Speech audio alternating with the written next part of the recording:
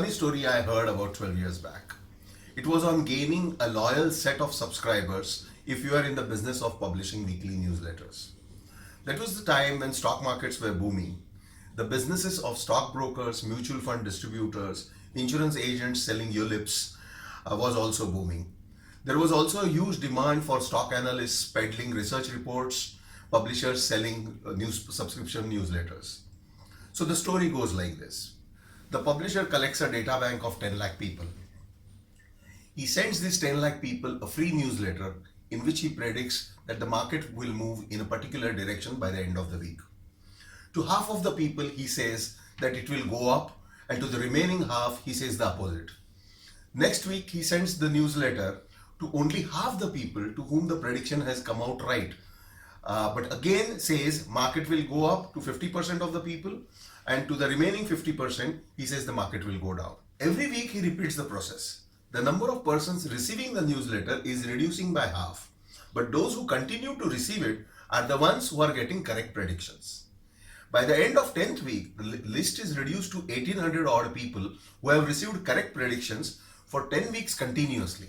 Now, if you were one of those 1800 people, you would be forgiven for thinking that this man is a genius. If at this stage he asks for a subscription fee, you could pay it without a thought. Not just that, by this time you would become his most loyal advocate. He's a rock star, a person who can do no wrong. The purpose of this story is to illustrate how people are judged by outcomes, and it is called an outcome bias. You have seen the result, but you don't know how he arrived at the result. Outcome bias, which basically means that we tend to judge the efficacy of a decision based primarily on how things turn out, irrespective of whether it was by luck or due to following proper processes.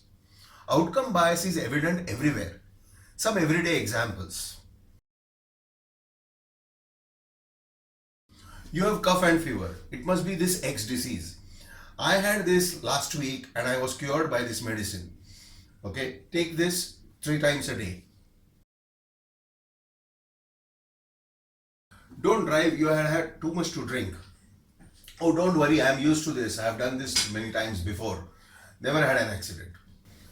The worst kind of outcome bias is seen in investors.